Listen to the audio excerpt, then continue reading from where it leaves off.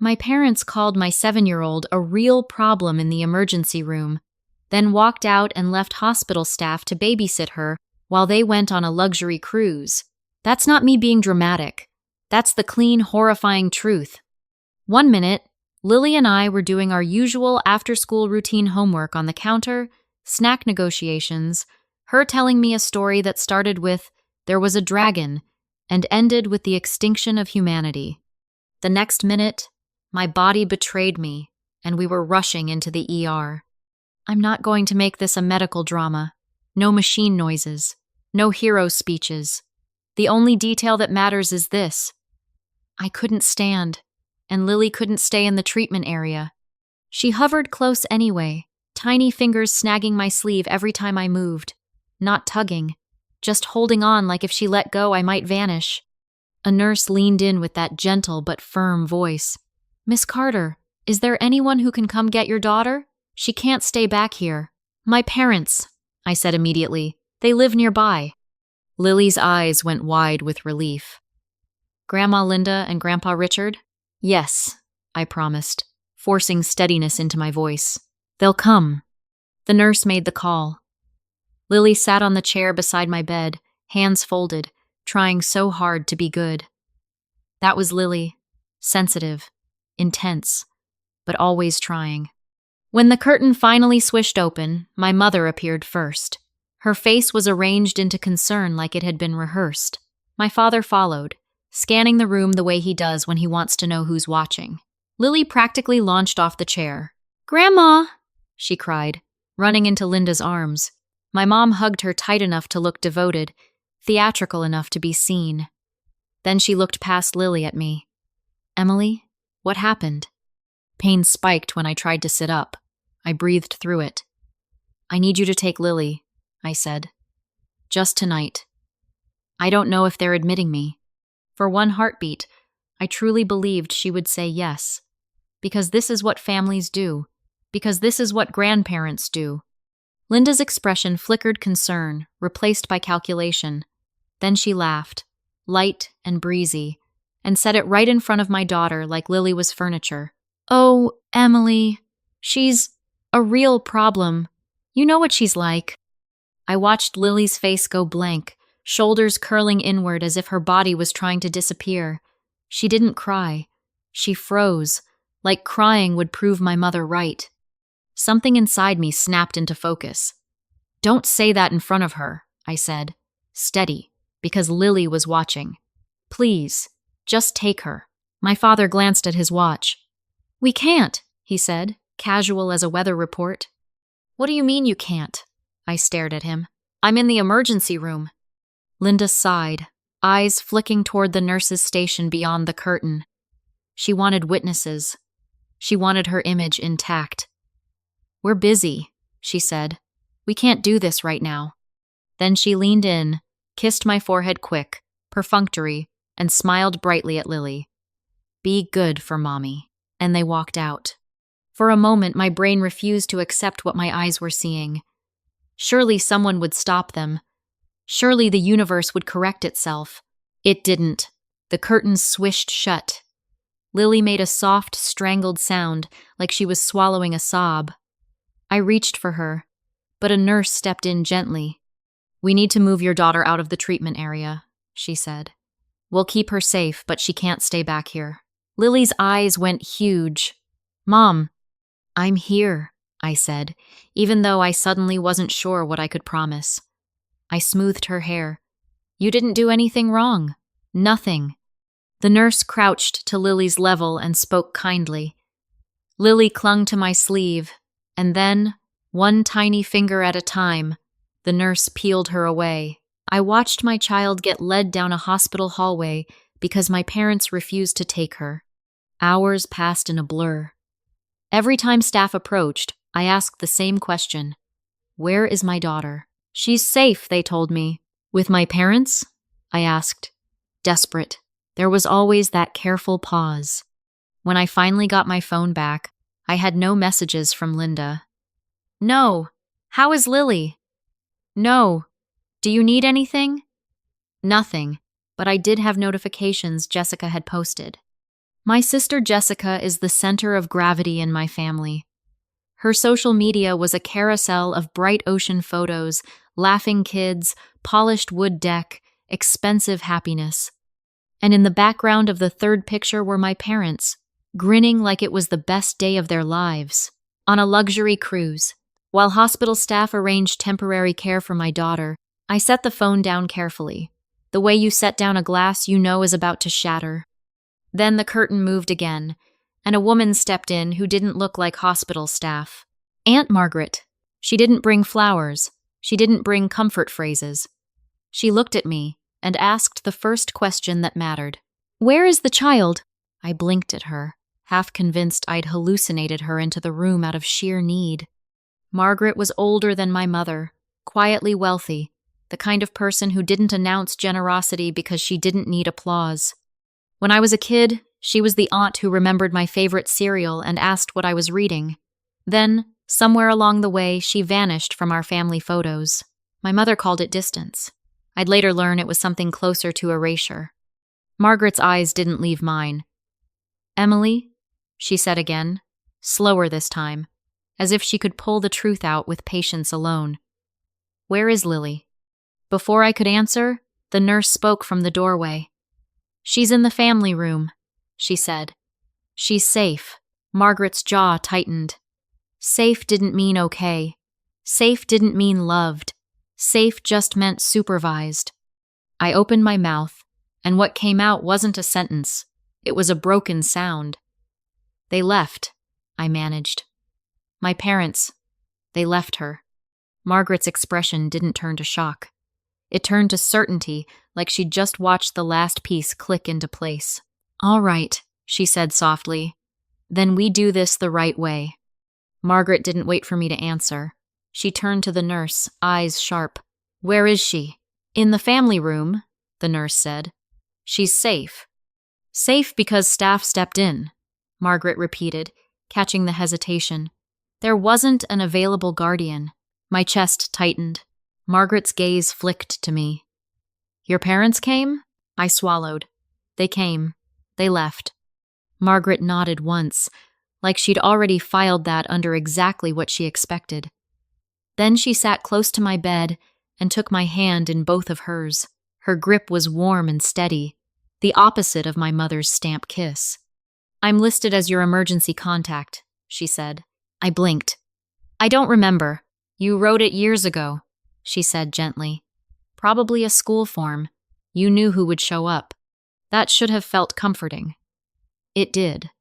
It also stung, because it meant some part of me had prepared for this betrayal long before I admitted it. Before I could speak, the curtain swished again. Richard and Linda walked in like they owned the scene, not nervous, not ashamed. Like the hospital had simply paused their storyline until they returned. Behind them stood a social worker with a clipboard. My mother's face was arranged into concern again. My father's brows were knitted into serious dad. It was a good performance until Linda saw Margaret. Her expression vanished so fast it was almost impressive.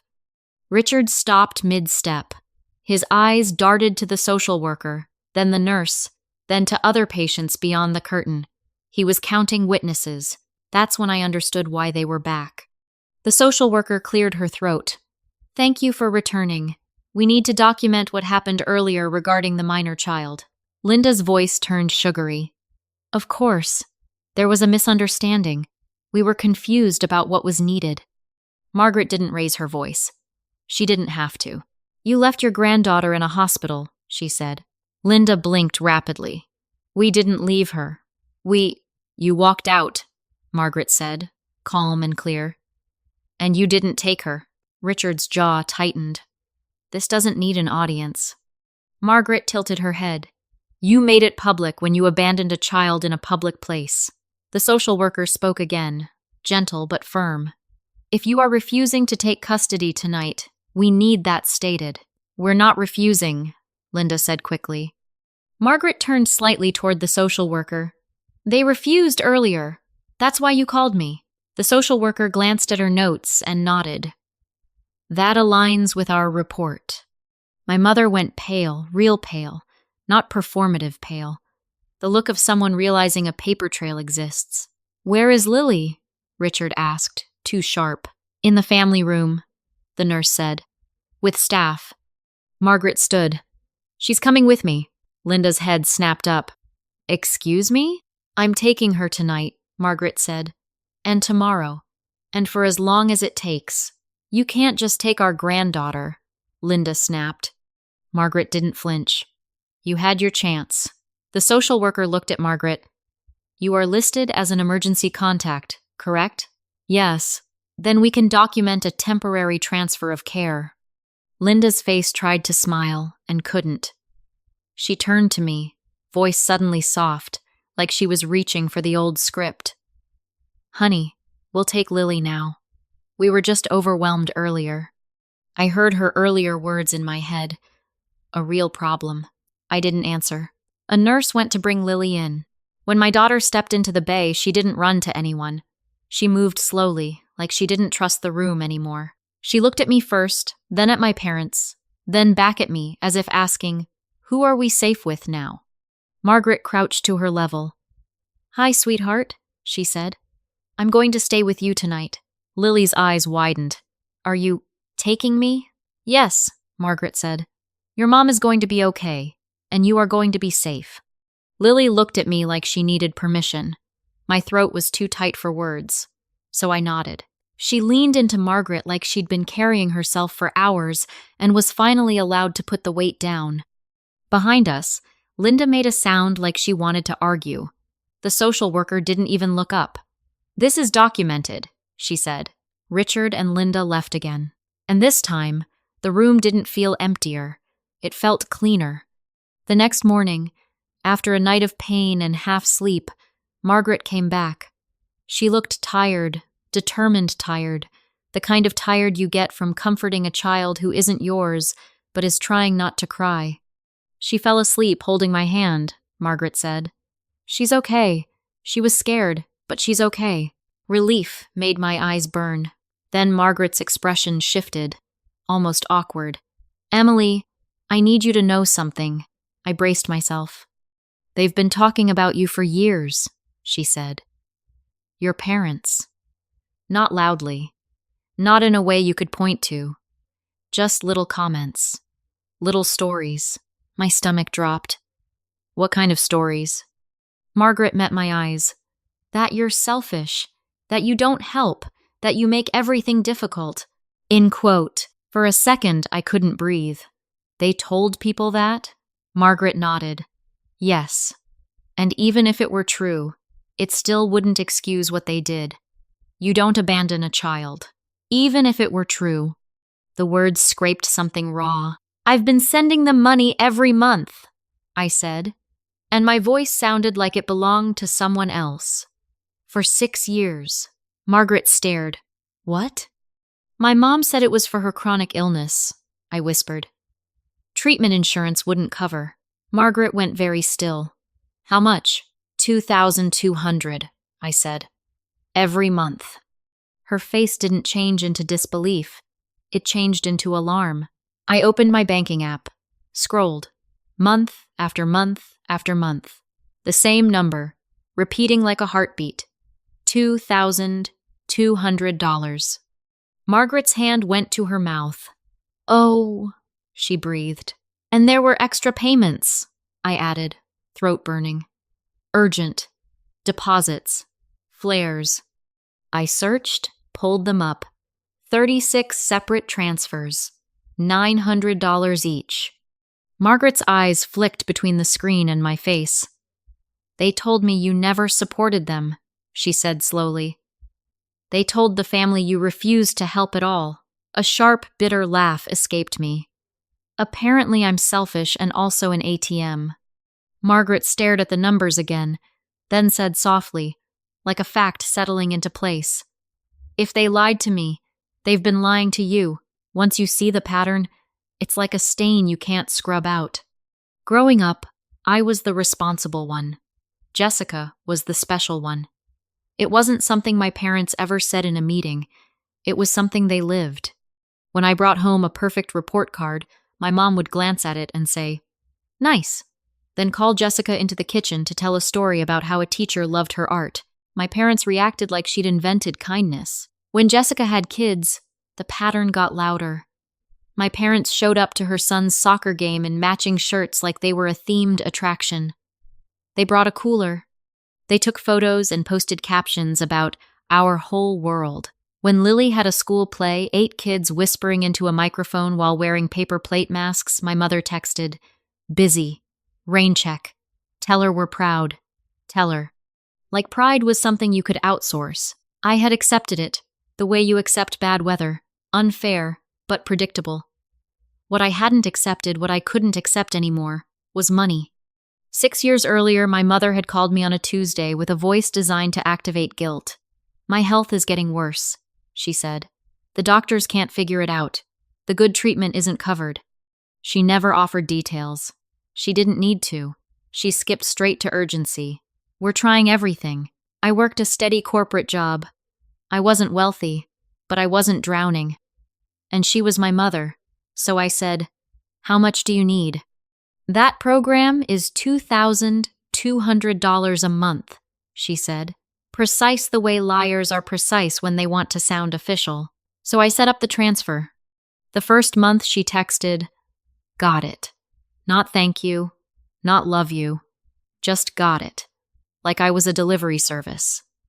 Then it became routine, and once something becomes routine, it becomes invisible until it stops. About 3 months in, the extra requests began, always framed like a pop quiz. Deposit due today or they cancel. New specialist. We need $900 by 3 p.m. Flare up. This could finally help. Each one was small enough to feel petty to argue with. Each one was urgent enough to feel cruel to ignore. And every time I hesitated, my mother knew exactly how to twist it.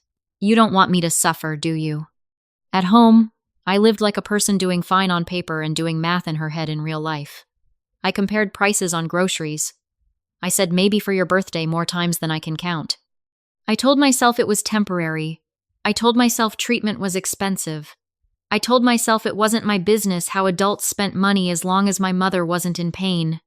And then my parents walked out of an emergency room and left my child with strangers while they went on a luxury cruise. After I was discharged, Margaret came to my apartment with a calm that felt like oxygen. Lily colored at the kitchen table while Margaret made hot tea and asked questions the way a professional asks questions, without drama, without judgment, just precision. "Do you still have their messages?" she asked. I nodded, pulled up the texts. The same phrases again and again. Deposit, urgent, flare, specialist. Margaret didn't react the way I did. She didn't gasp or rant. She simply said, "We're going to document everything." Over the next week, we worked in quiet bursts. Lily did homework between us, while Margaret labeled folders like she was building a case file, because she was. We pulled bank statements for 72 months. $2,200, $2,200, $2,200, 72 times. Total, $158,400. Then we pulled the 36 urgent transfers, $900 each. Total, $32,400, $190,800. Saying it out loud made me nauseous. Margaret hired a forensic accountant, not to hack anyone's accounts, not for spy movie nonsense, but to create a clean timeline from my records. Transfers, dates, texts that prompted them, and what public information could be reasonably matched. She hired a private investigator for something even simpler: verification. Where my parents said they were, where they actually were, what they posted, what events lined up with my mother's flares. When the first preliminary report arrived, Margaret slid a slim folder across my coffee table and said, "This is just the beginning." Inside were neat summaries, dates, screenshots of Jessica's social media, photos of expensive dinners, travel confirmations where available, and one line that made my stomach flip. On the date of urgent deposit due, Richard and Linda Carter attended a wine-tasting fundraiser. Another. On the date of new specialist appointment, They checked into a beachfront resort. Not proof that every dollar was stolen, but proof that the story they sold me wasn't consistent with reality. I rubbed my forehead, staring at the pages like they might rearrange themselves into something kinder. "So what now?" I asked. Margaret folded her hands. "We don't confront them privately," she said. "Private conversations are where they rewrite history." I looked up. "Then where?" "In front of everyone," Margaret said. "Where they can't pretend it didn't happen." I knew exactly what she meant. My parents loved family gatherings the way actors love opening night. It was where they controlled the narrative. Charming, generous, misunderstood. Margaret was going to change the stage. The invitation came a few weeks later. A big family get-together at my parents' house. Plenty of relatives, cousins, and family friends. A full audience. Jessica texted me as if nothing had happened. "Can't wait to see you. Bring Lily." My thumb hovered over the screen. My body remembered the hospital. Lily looked up from her coloring book and asked softly, "Do we have to go?" Margaret set a hand on Lily's shoulder. "Only if it's safe," she said. I swallowed. "We'll go," I told Lily, forcing my voice gentle. "But we're not going to be alone." Margaret's eyes met mine. "And we're not going to be quiet," she said. The house smelled like lemon cleaner and performance. My mother moved through the living room like a hostess in a magazine, laughing too brightly, touching people's arms when she spoke, making sure every angle showed her at her best. My father hovered near the hallway, scanning exits and listening for shifts in tone. Jessica sat on the sofa, glowing, surrounded by her kids like proof she'd built the right life. Lily stayed close to me, hand tucked into mine. She wore a little headband with stars on it, and every so often she looked at the doorway like she was mapping escape routes. Margaret arrived without fanfare. No announcement, no big hello, just calm, like she was walking into a meeting she'd already prepared for. My mother's smile went too bright when she saw her. "Margaret, what a surprise." Margaret returned a polite smile, polite as a closed door. For a while, the script tried to run. Relatives chatted. Someone complimented Jessica's kids. My mother made a show of offering snacks. My father laughed at jokes he didn't hear. Then my mother did what she always did. She set the old story on the table like it belonged there. She laughed to an aunt across the room, loud enough for several people to hear. "You know Emily always dramatic, always needing something." A couple people chuckled. Reflex. Conditioning. That's how family scripts survive. Through casual laughter. Lily's hand tightened around mine. Before I could speak, Margaret stepped forward. "I'd like everyone to listen for a moment," she said. She didn't shout. She didn't plead. She spoke like someone who had already decided the conversation was happening. The room quieted in slow motion, like a TV turning down. My mother blinked. "Margaret, what is this?" Margaret opened a folder. "Richard, Linda, you've been telling people for years that Emily is selfish," she said, "that she doesn't help you." My mother's smile twitched. "Well?"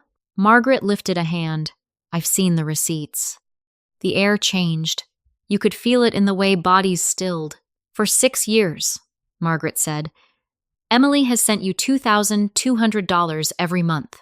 My father's jaw clenched. Jessica's smile faltered. Margaret's voice stayed steady. 72 payments. That totals $158,400. Someone whispered, "That can't be right." Margaret didn't look at them. She turned a page. "There were also 36 additional payments you requested as urgent, $900 each." She let the numbers land one at a time. "That totals $32,400. She looked around the room, then said the total like she was reading a verdict. $190,800. My mother's face drained. My father stared at the floor like it might offer an exit. Jessica's eyes widened, then darted to my mother, then to me, like she was searching for the version of reality she preferred. Linda tried to recover fast. "Emily offered," she said, voice trembling but sweet. She insisted. Margaret's tone didn't change. These payments were tied to a story: chronic illness, treatment, specialists, deposits. Linda lifted her chin. My illness is real. Margaret nodded once. That isn't the question tonight. She held up printed screenshots of messages. Not dramatic, clean, time-stamped. Deposit due today or they cancel the program. Flare up again. We need $900 by 3 p.m. New specialist, this might finally help. Margaret looked around. This is not casual support. This is pressure. Jessica stood, voice sharp. This is none of your business. Margaret turned slowly. It became my business when a child was abandoned. The room froze. Margaret continued, still even. On the afternoon Emily was hospitalized, Richard and Linda came to the emergency room. My mother opened her mouth, then closed it. They refused to take Lily, Margaret said. And Linda said, in front of that child, she's a real problem. Lily pressed closer to my side. I felt her breathing speed up, but she didn't cry. She'd learned something cruel at the hospital. Tears can be used against you. My father's face tightened with shame. My mother's eyes flicked around the room, searching for allies, searching for angles. And while hospital staff arranged temporary care, Margaret said, Richard and Linda were photographed smiling on a luxury cruise with Jessica's children. Eimer, my mother whispered. We were busy. Margaret's gaze sharpened. You were on a boat. Silence. Not polite silence. Not awkward silence. The kind that makes your ears ring. My mother tried again, louder. Emily always turns things into a crisis. Margaret closed the folder gently. The sound was small, but it landed like a gavel. Enough, she said. Then she said the sentence that changed everything. I am updating my trust and my will effective immediately. My mother made a small sound, half protest, half panic. My father went rigid. Jessica's face went pale. Margaret's voice stayed calm. Emily and Lily's future will be protected. Emily will not be used as a financial source again. You can't, my mother said, desperation cracking through the polish. Margaret cut her off, polite as a locked door. I can. She looked around the room at every witness. People who exploit family do not inherit from me. People who abandon children do not get rewarded for it. No screaming, no theatrics, no room for rewriting later. The story changed in front of everyone. Afterward, relatives drifted in stunned clusters. Some avoided my parents' eyes. A few approached me with shaky apologies for laughing earlier. Jessica left early, pulling her kids behind her like she was fleeing a fire. Lily tugged my sleeve. Are we going home? She whispered. Yes, I said, and for once the word felt real. On the way out, my mother called after me, voice brittle. Emily, you're destroying this family. Margaret didn't turn around. She just said, quietly, No, Emily is ending the destruction.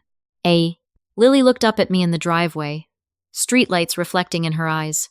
Am I a problem? She asked, small. My heart cracked open. I crouched and held her face between my hands. You are not a problem, I said. You are a person, and you deserve adults who act like it. She nodded, swallowing hard, then leaned into my shoulder. Behind us, the house glowed warm and perfect in the windows, like a stage set after the audience leaves. The weeks after the gathering felt strange, like stepping out of a loud room and realizing your ears are still ringing. My parents called, texted, left voicemails that swung between outrage and sweetness. Some messages sounded like threats. Others sounded like invitations to pretend none of it happened. I didn't answer. Not because I wanted drama, because I wanted air. Margaret helped me find an attorney who liked calendars, screenshots, and numbers more than tears. The first meeting was almost boring, and that was the point. Manipulation thrives on chaos. Lawsuits thrive on documentation. We're not going to try to prove every dollar was misused, the attorney said. 6 years is a long time. Treatment is a convenient word, but we can prove enough to show a pattern of misrepresentation. So we built the case the way you build a wall, one brick at a time. Bank transfers, 72 monthly payments of $2,200, 36 urgent payments of $900, text messages that prompted each transfer, social media posts that placed my parents on trips and at expensive dinners during flares, the hospital report documenting refusal of care, the social worker's notes, Margaret's statement as emergency contact. When the petition was filed, my hands shook in a way that surprised me. Not fear of my parents, fear of my old self, the version of me trained to apologize for taking up space. Jessica sent one message. "You're really doing this?" I stared at the screen and thought of Lily's blank face when my mother called her a real problem. I thought of the nurse peeling Lily's fingers from my sleeve. "Yes," I typed back. "I'm really doing this?" The hearing wasn't dramatic the way people imagine hearings. No slamming gavels, no courtroom speeches that go viral. Mostly it was paperwork, timelines, and the slow collapse of my parents' story under the weight of facts. My mother tried to cry. My father tried to look confused. Their lawyer tried to frame me as ungrateful, emotional, unreasonable. But screenshots don't care about tone. Numbers don't care about charm. In the end, we reached a settlement that mattered. I recovered $75,000. A portion came as a lump sum enough to breathe. The rest came the slow way, as monthly payments, a quiet reminder that I hadn't imagined 6 years of transfers and pressure and lies. Every deposit felt like proof I wasn't crazy for trusting my own eyes. After the settlement, we went no contact except through attorneys. Not as punishment, as protection. For Lily, for me. At first, silence felt like guilt, like I was doing something wrong by not answering. Then it began to feel like relief. Life filled the space they left. Margaret became a constant, not as a rescuer, but as a steady adult who showed up without conditions. Sunday dinners, homework at her dining table, quiet museum trips where Lily could ask questions without being dismissed. Margaret listened the way good adults listen, like the child in front of them is real. One night, months later, Lily was getting ready for bed at Margaret's house. She paused by the door and asked, "If I get mad, will you still love me?" Margaret didn't hesitate. "Yes," she said. "Even if you're loud, even if you're sad, even if you're angry, love doesn't require you to be small." Lily nodded, eyes shining, and crawled under the blankets like she was finally allowed to rest. Margaret set up trust protections. Too simple.